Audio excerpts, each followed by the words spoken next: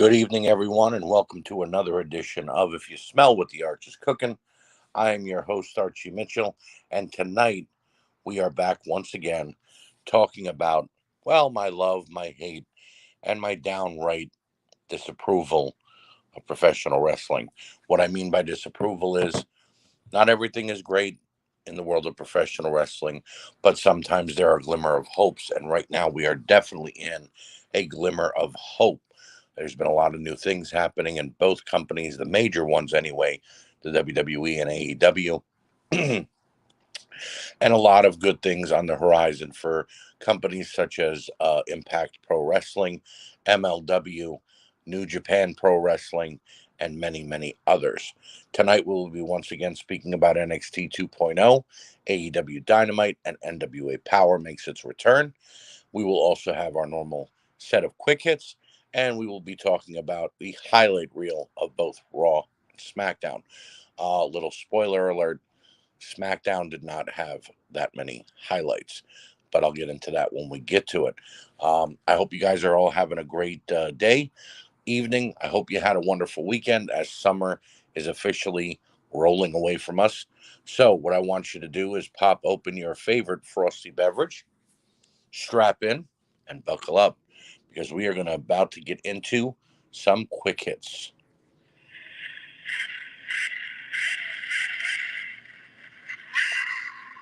And tonight we start off with our first quick hit, and that's Jeff Jarrett getting let go from the WWE as the vice president in charge of live events. Now, anybody knows that Jeff Jarrett has been on and off again affiliated with the WWE for the last few years. He made his return at the Royal Rumble a couple of years ago. He was just a special guest referee at SummerSlam a few weeks back. And Jeff, like I said, he's got a love-hate relationship with the WWE dating back to the 90s and the Attitude Era. Jeff finally being let go, in my opinion, is Triple H's way of letting go of the old guard. What I mean by that is we just saw John Laurinaitis get fired a couple of weeks back. We've seen other company men be let go. And this is really, in my opinion, Triple H's way of saying, this is my company now, Vince. All your guys are gone. It wouldn't surprise me if a Kevin Dunn or even a Bruce Pritchard were set out on their ass sometime in the future. Although I think Bruce, being a company man who is also a yes man and can get along with just about anybody, he might be a little more expendable, not as expendable as a Kevin Dunn who never got along with Triple H. Now, a little more into this quick hit. Just a day later, after Jeff Jarrett was let go, the Road Dogg, Jesse James, was hired back to the WWE by Triple H and was given the job of vice president in charge of live events. Now, if that isn't some comedic retribution, I mean, if you remember back in the Attitude Era, Double J Jeff Jarrett sang With My Baby Tonight when he was let go by the WWE. They said that he didn't actually sing With My Baby Tonight, and the real J, Jesse James, was going to be the one who now portrayed the singer and Double J character. So it's almost like life imitating art in that, well, Jesse James has once again replaced Double J Jeff Jarrett. In any way, I'd like to wish Jeff Jarrett the best on his future endeavors. I'm sure he's going to go ahead to AEW or maybe even back to Impact Wrestling. I know that he's got some ties over there in Mexico and AAA. Might even end up in New Japan. Whatever the case, I'm sure good old Double J will land on his feet. Number two, the Good Brothers Impact contract set to expire this week. That's right. As of you listening to this, the Good Brothers, Doc Gallows and Carl Anderson, may be done with Impact Wrestling, and they are the holders of the Impact World Tag Team Championships. Now, it would be wise of Impact to hold on to this talent because those two guys can get it done in the ring when they are a tag team. Carl Anderson, when he's in shape and motivated, can actually get a lot done in that ring. And Doc Gallows is one of the best big men going today. What I'm hoping is that they either stick around in Impact or end up in AEW because the tag team division could use a team like the Good Brothers. And if they go to AEW, they could jump back and forth between Impact like they did before. But if they do end up back in WWE, and they could very well, they might get lost in the shuffle with so many new people coming back, new people coming up, returns. I mean, all I could really see them doing is joining forces with AJ Styles again to form the club or the OG, and going ahead and maybe battling Judgment Day with Finn Balor, and then possibly even turning on AJ and joining the Judgment Day. That would be a great storyline. I mean, I just wrote it for them, but in any indication, the Good Brothers could very well just stay on as free agents and stay with Impact when they can. Go to AEW, go back and forth to Japan. I, for one, would love to see them have a proper feud with the Gorillas of Destiny, but I guess we have to wait and see what happens in the coming weeks and with their contracts expiring. And the final quick hit of the evening, Gigi Dolan injured in her debut to the main roster, and that means that Toxic Attraction is now out of the women's tag team title tournament.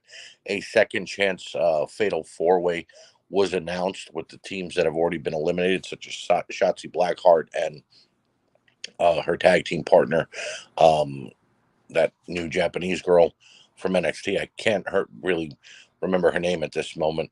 And Natalia, along with Sonya Deville, Dewdrop, and Nikki ASH, they're all going to get another chance. I really hate that this happened to Gigi.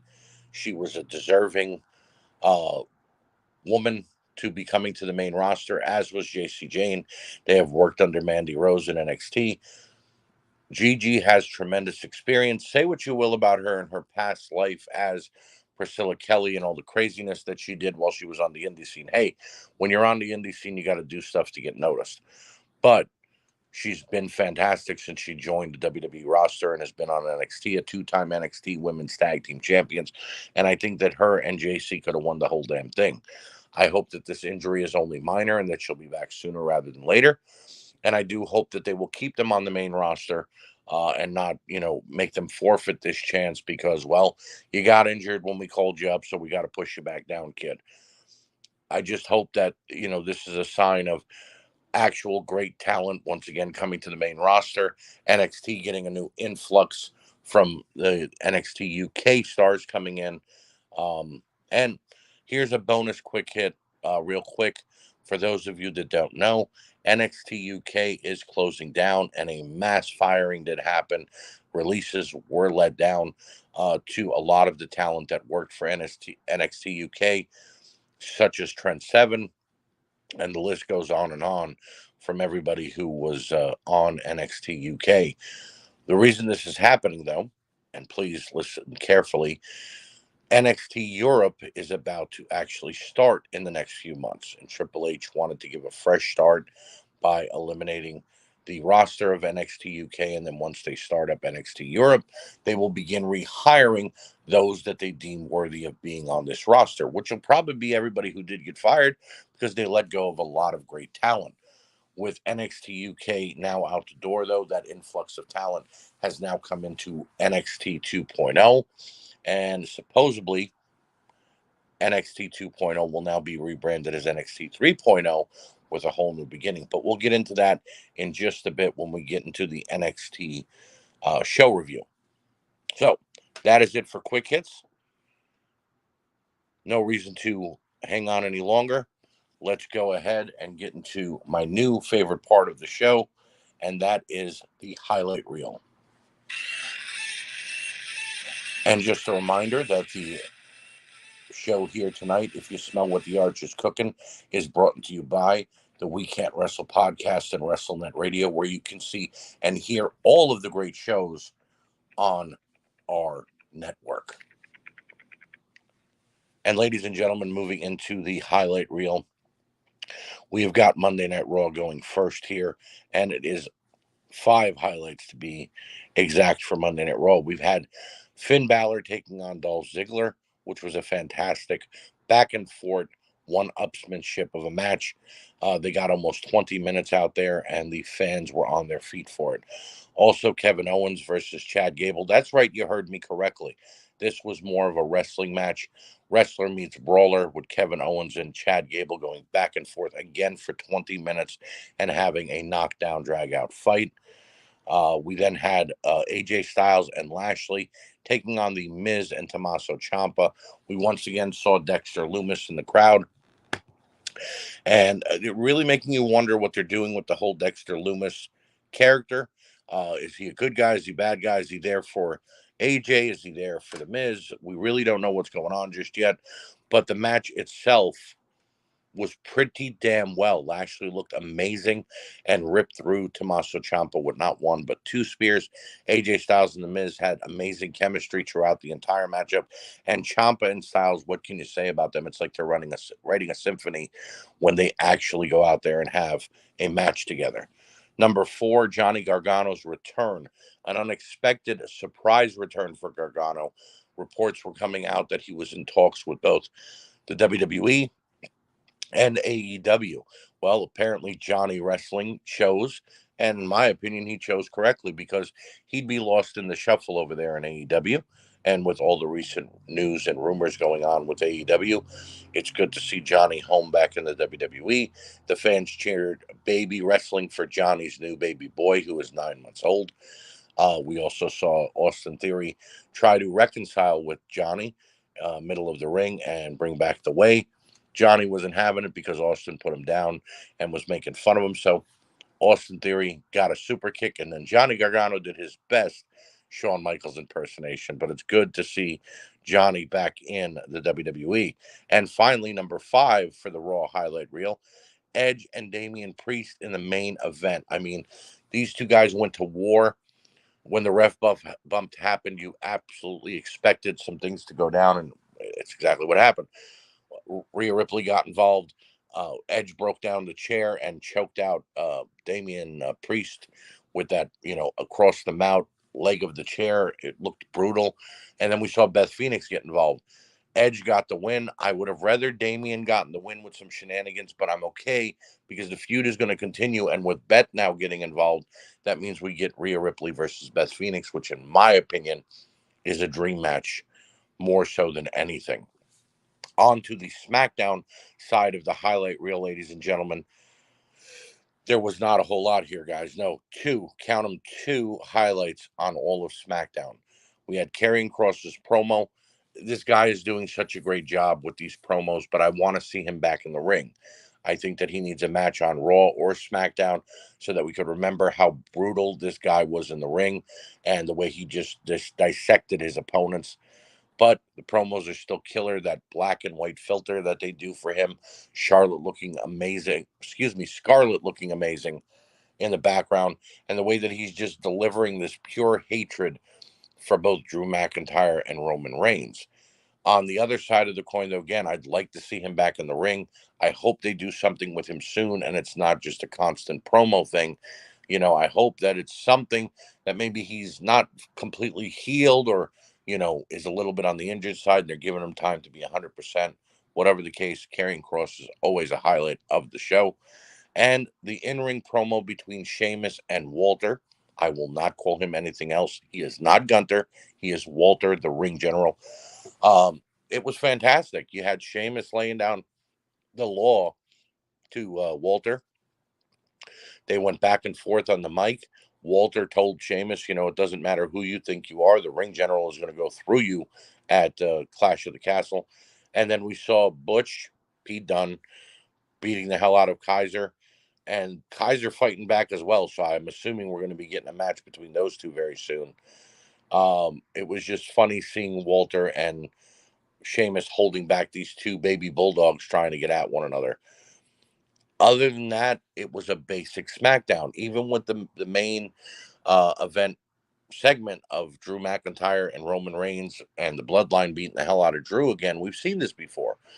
It kind of felt like we were back in the Vince era a little bit with the two women's matches and, the predictable booking of the women's match with Raquel Diaz or Gonzalez or whatever the hell they're calling her on the main roster now. And Aaliyah going over Natalia and Sonya. I'm tired of the pushing of Natalia and Sonya, to be honest with you. They're both getting a bit dry and boring. Maybe they need to stay off TV for a couple months and be revamped. I don't know. But like I said, SmackDown was not as good as Raw in my opinion. Maybe that's just me. Let me know what you think in a PM or over on the Facebook page at the We Can't Wrestle podcast. Let me know exactly what you guys thought of WWE SmackDown. So with that being said, we get into our show reviews.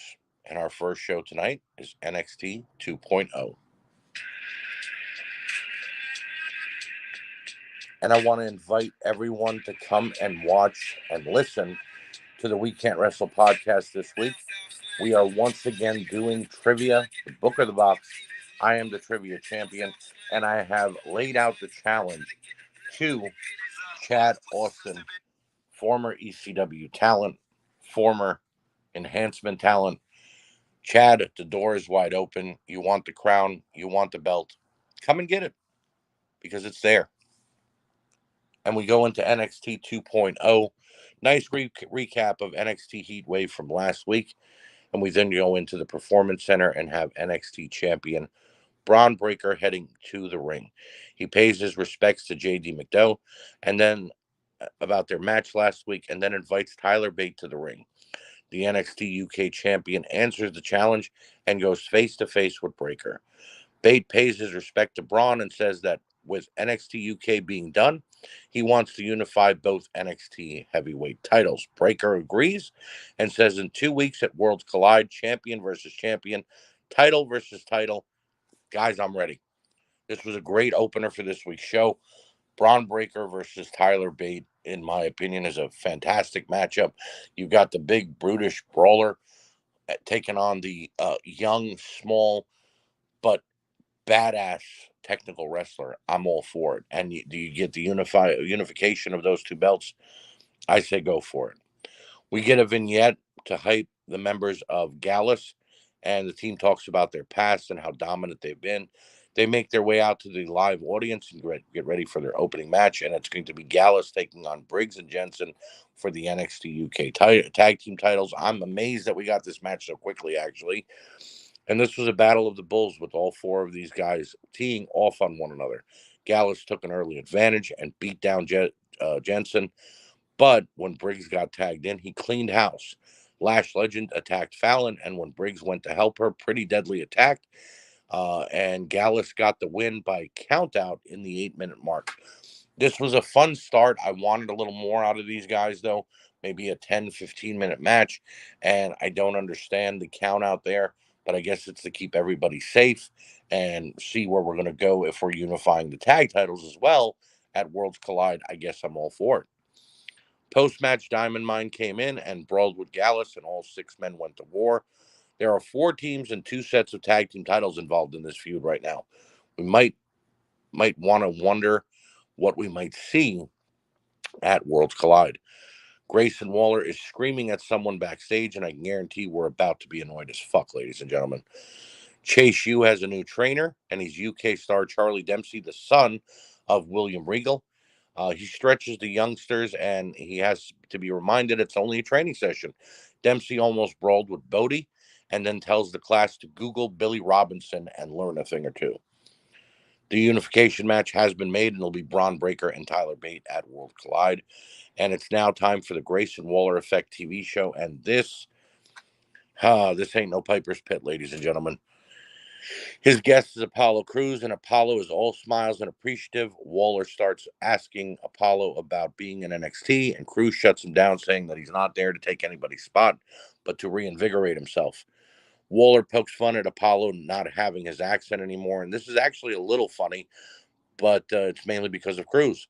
The Vision storyline comes up, and Apollo tries to explain it, but Waller interrupts and then goes back and forth with Apollo on the mic. Apollo calls Grayson a low-budget Miz. I agree with that 100%, and the crowd ignites. Segment ends with Crews knocking Waller out, and although it was a little bit long, still a good segment. Backstage, Gallus is being held back by security. Pretty Deadly pop up to throw digs. We go to a pre-tape promo from Tyler Bate and get a look at his history in NXT UK. I mean, this guy is a 2-time NXT UK champion, tag team champion, all around incredible athlete. I'm all for him being in NXT 2.0, 3.0, call it what you will. I'm very happy Tyler Bate is here. Mackenzie interviews Robert Stone and Von Wagner. Stone goes off about Tyler Bate, and Wagner says he plans on crushing Bate tonight and making sure that he doesn't make it to Worlds Collide. Well, that's interesting. That should be a pretty good matchup there. Newcomer Burnell is about to make his debut against Cameron Grimes, and we've got Joe Gacy watching from afar. Good back and forth battle with Grimes taking the early lead and never looking back. Grimes hit his finisher and got the win in 4 minutes. Not such a great debut for Burnell, but good to see Grimes win again. Blair Davenport gets a vignette, and the NXT Universe is getting their history lesson tonight about NXT UK. I like it, and I think it's making the show better because we've got all this influx of talent. We should at least know who they are and what they've done. Indy Hartwell now takes on Blair Davenport in a very good, albeit short, women's match. Indy used her technical ability, but Davenport fought back. One mess up by Hartwell, and Blair caught her with a high striking knee. One finisher later, and Davenport got the win in 5 minutes. Then post-match, Blair called herself the best of NXT UK and said she's the #1 contender to the NXT Women's title. This prompted Mandy Rose to come out and say that Davenport was now in her world and that she needs to follow Mandy's lead. This brought out the debuting Miko Satomura, the NXT Women's Champion. Miko calls out Mandy for Worlds Collide and wants to unify the women's titles. I'm all for that, by the way. Blair interrupts and says she's the #1 contender. So Miko says, well, let's make it a triple threat. Let's go, ladies and gentlemen. Blair Davenport, Miko Satomura, and Mandy Rose. That is a hell of a triple threat when you consider how much Mandy Rose has done for her career in NXT, and I can't wait to see it. This next 2 weeks is going to go by pretty slowly until we get to that actual show. Mackenzie is with Tiffany Stratton, and Tiffany says it doesn't matter who wins the NXT Women's Championship at When Worlds Collide because she's the next challenger after she beats Wendy Chu. Tony Dree addresses Legato and tells them to forget about the past and think about the future and the family. We then go to JD McDowell and his ominous message. He's also hanging upside down and looks crazy. I like it, but Wesley is now with Carter and Caden, doing his best to give them advice. The ladies let Lee know that they'll be taking on any challengers anytime, but will it be good? I mean, they had one good match when they won the titles. I don't imagine it always being good between these two. Back in the arena, and we have Indy Hartwell pouring her heart out to the fans. She looks disjointed and upset, but a familiar face shows up. Dexter Lumis is back in NXT, and Indy couldn't be happier. This was a feel-good segment, and I forgot how much I was involved in the Index storyline. We follow him backstage where Lumis gets arrested, and this leaves me asking, what the fuck did Lumis do while he was out of the WWE that every time he shows up on a show, he immediately gets arrested? Kind of ridiculous. Mackenzie is with Cora Jade. Cora isn't happy about all the criticism. She said she's had enough and doesn't care what everyone thinks. I'm liking the Generation of Jade attitude, but I think they could be doing more with the character. She's won like one match in her last 5. Legado del Fantasma then takes on the Dyad. Another short match here, but it's been on an action-packed show. I can't really complain. Wild and Mendoza were using their quickness, but it wasn't enough. Dyad caught Wild off guard and hit their finisher quick and picked up the win in 5 minutes. Cameron Grimes watched on, and Joe Gacy was very happy. Burnell is shown backstage and picking on a woman when a security guard walks in and tells Burnell off and calls him a prick. Is this the new feud or storyline for this youngster, Javier Burnell? Just being called a prick constantly? Guess it's worse. It could be worse, right? Legato is leaving the arena and kind of bitching about what went down tonight. And then a black SUV pulls up and it's revealed to be Santos Escobar. He tells them he would never leave them behind, and they all drive off together. Main roster debut for Legado Fantasma. I'd be okay with that. Tyler Bate then took on Von Wagner. This match helped show off just how big and powerful Von Wagner is. He beat Bate from pillar to post and just kept on going. Wagner went for a huge fireman's carry slam, but Bate reversed it and took control. Tyler used some quickness and had Wagner guessing. Tyler Bate would hit his finisher and get the win at the 8-minute mark. Very good matchup here. Highlighted both men very well. Von Wagner needs to start picking up wins, but not at the cost of Taylor Bate, in my opinion. Bate needs to keep winning up until he gets to Braun Breaker, and then we could see who the unified NXT champion is going to be. Backstage, the Creeds talking about their six-man tag with Gallus next week, and Roderick Strong approaches. He tries to get his team pumped up, but the Creeds want no part of it, and then they are approached by Briggs and Jensen. They exchange respect, but Strong makes matters worse, and the Creeds promise to take care of the NXT UK Tag Team Champions when they are done with Gallus next week. Stratton and Cho are the main event, and this is a lights out match, and really is, because they're fighting in the damn dark, ladies and gentlemen. It's a hardcore match, and these two women use everything from chairs to trash cans and kendo sticks on one another. Cho gets a pillowcase and reveals Legos. That's right, Legos, ladies and gentlemen. The crowd goes mild. Wendy gets slammed into them, but Stratton, and that definitely hurts. I mean, I've stepped on a Lego before. I know how bad that hurts. Tiffany missed a big move, and Wendy laid her out on the bed at ringside, like putting her through a table. Cho hit her finisher from the top and gets the win in 15 minutes. It was crazy but entertaining. I have to say, it was kind of funny. And then backstage, we see Blair Davenport, Mandy Rose, and Miko Satomura sign their contract, and Breaker and Bates signed theirs. Both unification matches are now made for Worlds Collide. Like I said earlier, it was an action-packed episode. I'm giving this week's episode a 4 out of 5. Some of the matches could have gone a little longer, but that was my only problem. Everything else was perfect, and I really enjoyed NXT 2.0 this week. It was a lot of knowledge to take in about the NXT UK stars if you didn't know about them already, and allowed us to see some, new beginnings for this brand that was kind of written off by Vince McMahon. So, with that being said, let's go into our next show review. It's Dynamite.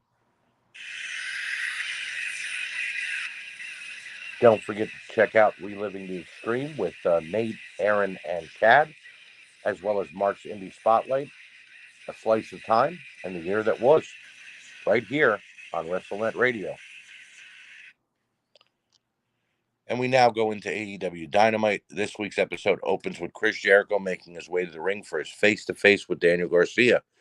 Jericho runs down what happened last week and tells Garcia just to apologize and things can go back to normal. Garcia pleads his case to hanging for 30 minutes with Bryan Danielson and having a career-making moment. He tells Jericho he ruined his moment and isn't happy. Chris wants Garcia to say he's a sports entertainer, but Bryan Danielson makes his way out and interrupts. Danielson tells Garcia he's proud of what they accomplished and told him he's a wrestler. Jericho tried to interject, but Garcia cuts him off and pushed Chris down before walking out on both men. Jericho and Danielson exchange pleasantries and eventually make a one-on-one match for All Out.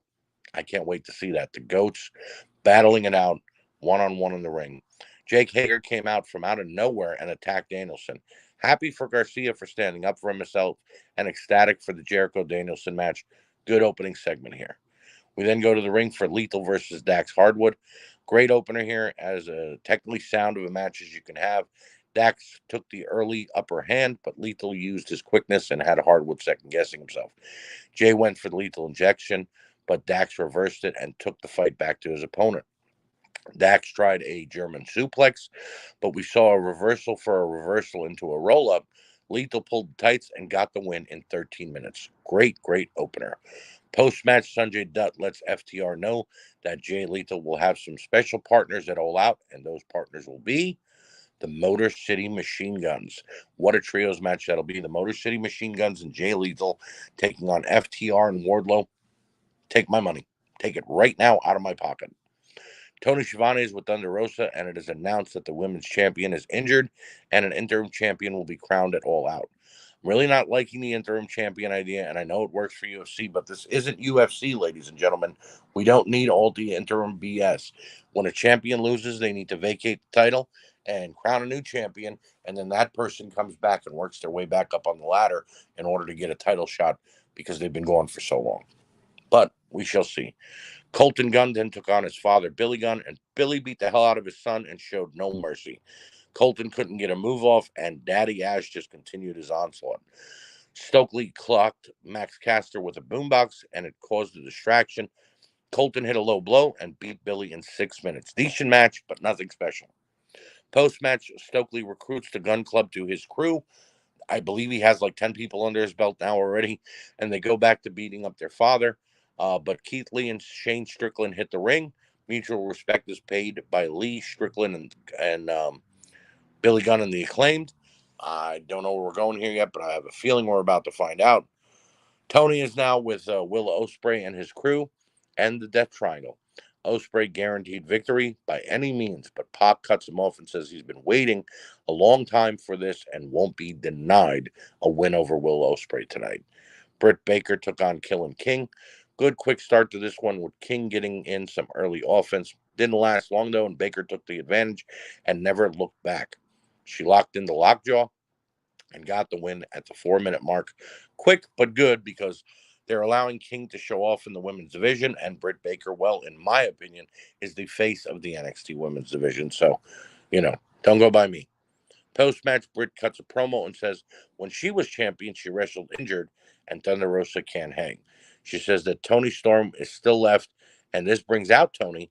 Jamie Hayter attacks and takes Storm down, but Sheeta comes to Storm's aid, and these are the 4 women who will be battling for the interim women's championship at All Out.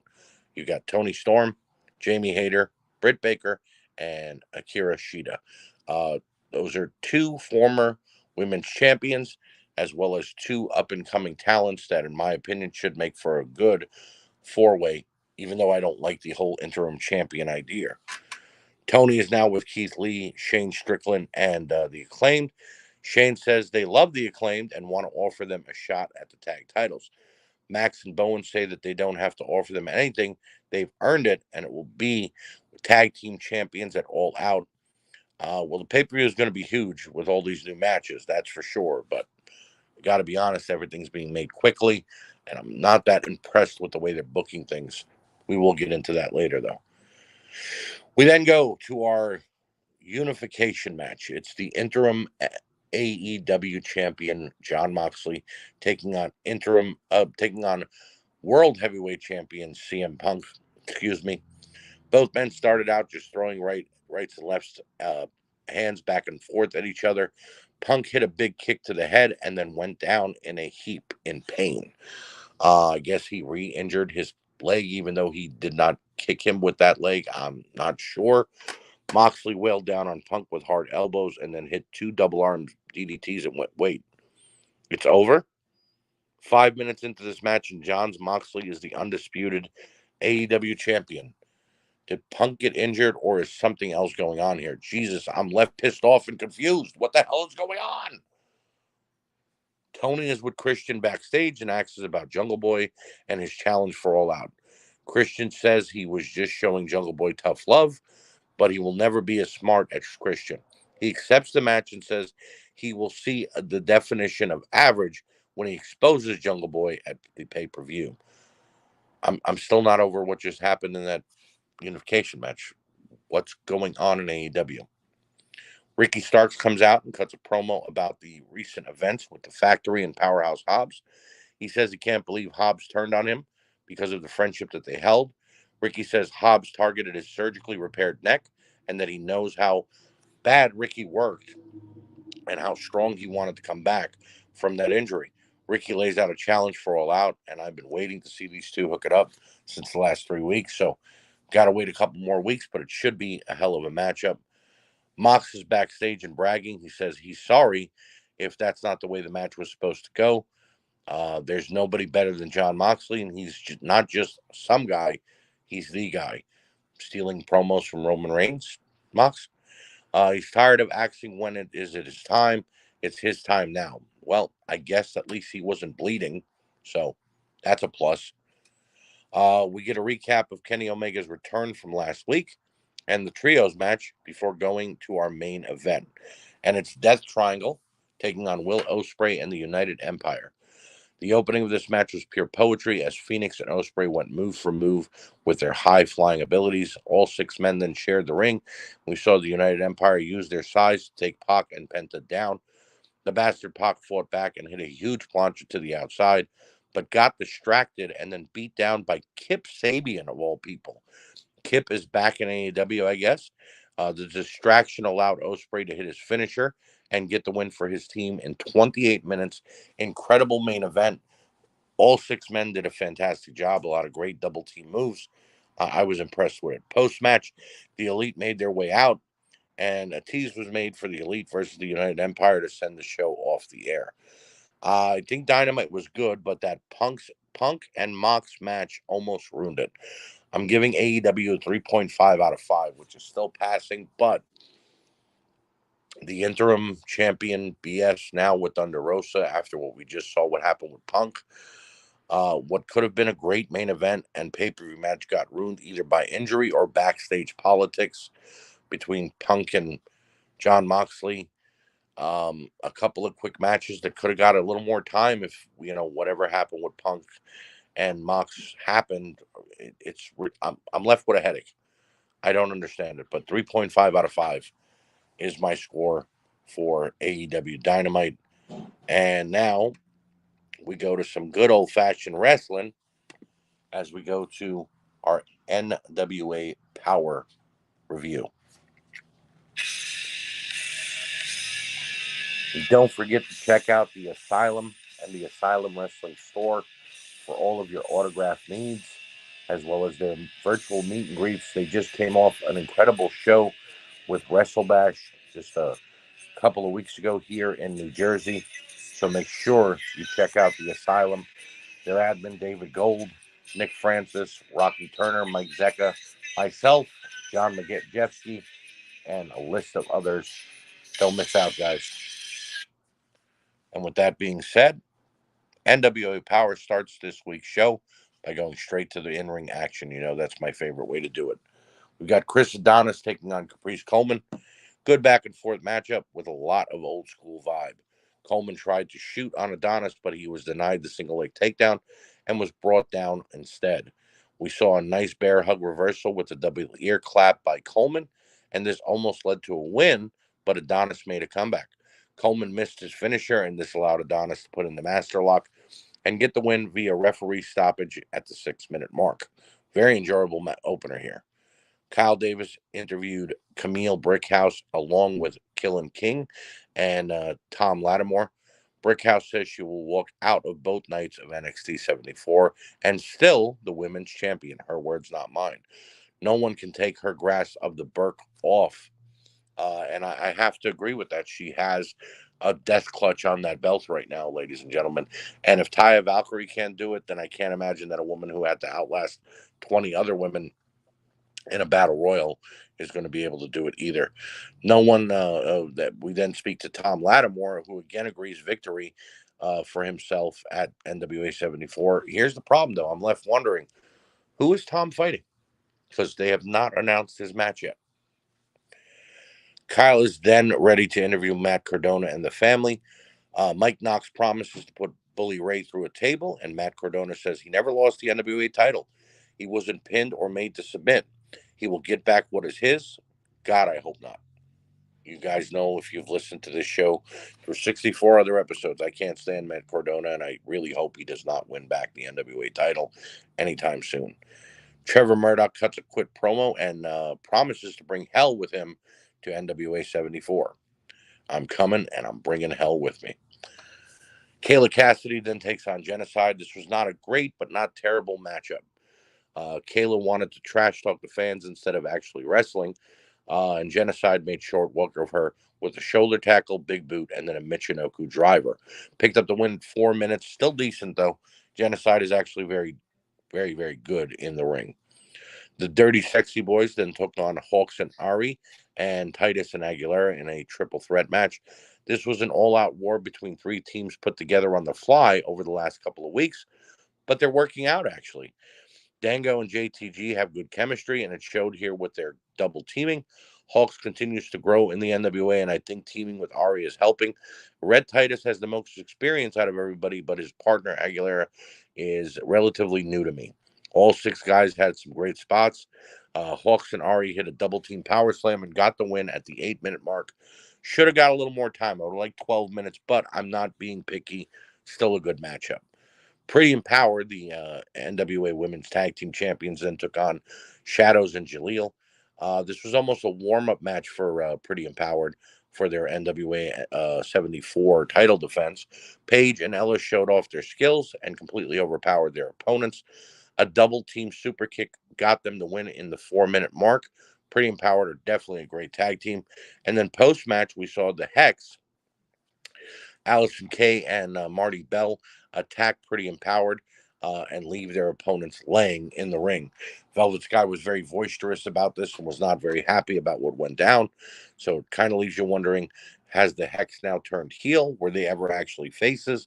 Are the team of Pretty Empowered actually the faces in all this? I'm not quite sure. And then we go to our main event, and it's David Hart Smith and Doug Williams, the NWA World Tag Team Title champions, taking on Freeman and Pierce. Our main event was a good one, and again had an 80s feel to it.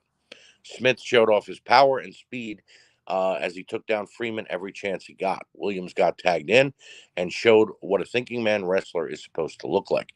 He had Pierce running in circles and flat out looking bad. The Spectaculars, as they are known, Freeman and Pierce, finally fought back and had Williams in trouble, but he started to gain a little momentum and made the hot tag to David Hart Smith. The son of the Bulldog took full control and could have had the match won, but he waited, tagged back in his partner, and he and Williams hit a double team finisher to get the win in 10 minutes. Excellent main event here. I have to say, the NWA, hats off to you. Post match, the teams in the United States Tag Team Battle Royal hit the ring, and a brawl ensued. Show went off the air with everyone fighting around the NWA studio. Another solid episode of NWA Power on the road to NWA 74. That is actually taking place Saturday and Sunday, so you will hear this episode after that show has aired. And little show advisory next week will be all about the NWA. I will speak about NWA 74, both nights 1 and 2, and then speak about NWA Power next week. So we will not have Dynamite or AEW on the show next week. I want to have a full out NWA show, give them some respect, and show them, show you guys exactly what went down at the pay per view next week. So, as I said, another solid episode of On the Road to NWA 74. I'm giving this show a 4 out of 5, and that's only because I would have liked a little more time for some of the matches, and I felt like the show was missing a little more push for the up and coming anniversary pay per view. In that, I would like to have heard from Nick Aldis as well as Tyrus, maybe an Austin Idol, guys pushing the show a little more, but. Still a decent show, really good in my opinion. I shouldn't say decent, actually. It was a really good show. I definitely enjoyed it. And with that being said, we now have one more segment here, ladies and gentlemen. You know what time it is. You know what really grinds my gears? Nobody's come up with a new priest. It's time for Grinds My Gears. And I call this Nate Maxon's favorite segment on the show because, well, he's told me that personally. So, with Grinds My Gears this week, I'm speaking about the continued problems with AEW and the way that they are handling it. Now, before we get into anything, I'm going to go ahead and light my cigarette. And allow me to say that I am an AEW fan. You guys have listened to this show. And as I said, for 64 episodes, if you've been listening, even if you only started listening 10 episodes ago, I am an AEW fan. I gush about AEW. I pretty much stand behind everything that they do. But over the last couple of months, there have been continued stories coming out of the way Tony Khan presents himself and holds himself in front of talent, the way that he talks or doesn't even talk to talent. Apparently, before Dynamite this week, he called a mandatory meeting amongst talent to talk about um, his new structure for a way to speak to agents and road people or himself, so that the talent can understand what the chain of command was. Apparently, Kenny Omega jumped up and figuratively he began barking at the AEW roster, trying to get them motivated, but some people's feelings got hurt. And the Young Bucks said that their doors are always open, as did Chris Jericho, that if the talent ever needs them, they will be glad to be the middleman between themselves and Tony Khan. And then you've got the interim bullshit with CM Punk, the new interim bullshit with Thunder Rosa. When a champion is injured, they have to vacate the title. For all we know, CM Punk was brought back way too early and legitimately did injure his foot during his matchup with Moxley just now. But also, for all we know, CM Punk just didn't want to come back because he was told that he had to lose to Jon Moxley. And so he came back, went off script about Adam Page, did so he could piss people off. He knew he had to lose the title anyway, told him, do a microwave match and I'll go back and heal the rest of my foot and maybe I'll be back in time. Constant reports that Punk and Page, Colt Cabana, other wrestlers backstage are having issues with Thunder Rosa, with the entire women's roster, and her having to hide in the women's bathroom after accidentally breaking Jamie Hayter's nose. Now there's reports that Sammy Guevara and Eddie Kingston got into a backstage fallout because of things that Sammy Guevara said in a promo that never even aired on television because they had to edit it out. And then what do? Over the last 2 days, more and more wrestlers are going online to explain themselves and tell people about the real situation. In my opinion, when a wrestler has to go online and either apologize or explain their situation, it's bullshit. It's basically damage control. You're looking for sympathy and you're hoping people won't believe the real story. In my opinion, Thunder Rosa may be actually injured, but she's probably not going to be out longer than a couple of weeks, and she didn't want to drop the title back to Britt Baker. CM Punk is probably still slightly injured, but was strong enough to come back if he thought he was beating Jon Moxley. And when he found out that he wasn't, he decided to feign injury. He kicked with his right leg, but yet his left leg is the one that was injured, his left foot. This is bullshit. Tony Khan has made AEW very toxic. Tony Khan has allowed the AEW wrestlers to think that they're untouchable and that they should be allowed to do what they want. And if anybody says anything to them, they should pout and feel upset, talk about their feelings, and then go online and bitch about it. Or you do damage control. Tony Khan has tried to be the alternative to the WWE, but allow me to tell you something, Tony, and I know you don't listen, and that's fine and well. One day you might, maybe someone will steer you to this podcast. That's fine and well. But Tony Khan, if you want to beat your competition, you don't mention them till you're actually beating them. Ask Eric Bischoff. Eric Bischoff didn't actually start beating the WWE until many, many weeks into the Monday Night War. And then he started mentioning them once they overtook them, and it worked for him. But then, when he got too egotistical and he had Tony Schiavone mention Mankind winning the World Heavyweight title, people changed the channel. You've got Jon Moxley cutting promos saying, and the other guys, if you watch on the crap that's on Monday and on Friday, and if you watch the bullshit on Tuesday, tell your friends that they've got the best wrestling on Wednesday. Well, John, when you've got a 5-minute microwave match for your undisputed world heavyweight title, that's not exactly the best wrestling show. They need to stop mentioning WWE.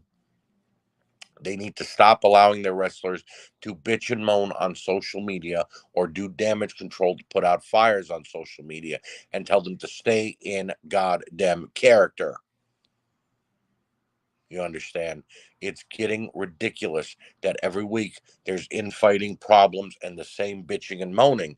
And then all we do is have Sammy Guevara go, I know I was unprofessional, but Eddie didn't tell me what I could and couldn't say. And I figured if I mentioned him being fat, it would be funny because that's what people say about him. But I totally understand him getting upset, so I apologize. What kind of bullshit is that? You're one of the most hated guys in the company, and that's really the way you want to come off to people?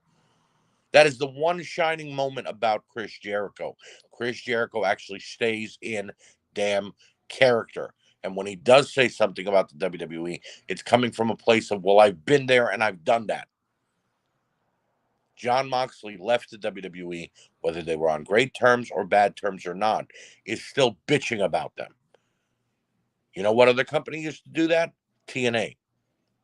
Guess what happened to them? They had to rebrand themselves as Impact Wrestling. Do we really need to rebrand AEW as something different in about 10 years' time? Because I personally don't think so. You guys were doing much better 6 months ago. Everyone was firing on all cylinders. You had a great wrestling product, and all you needed was to steer the fans to you. And guess what you did? You flushed it down the toilet. Let's hope somebody's got a big enough plunger to suck that thing back up and maybe get some of the credibility back and actually make this shit show into something. Or at least I hope so. So, with that being said, I'm done. And again, I will be back next week with another episode 66. And I will be talking about all things NWA. I will talk about NWA 74, both nights 1 and 2, and NWA Power coming up next week. I want to thank you guys for joining me. I want to thank you guys for your continued support of WrestleNet Radio and the We Can't Wrestle podcast. As I said, join all the shows, listen to them, tune in, and tell your friends. And make sure that you join us for a very special edition of the We Can't Wrestle podcast for the Book or the Box Trivia Challenge, where I will be defending my title against Aaron Maxon, Mark Brew, and former wrestler Chad Austin. Thank you for joining me. Have a great night, and I will see you next time on If You Smell what the Arch is Cooking.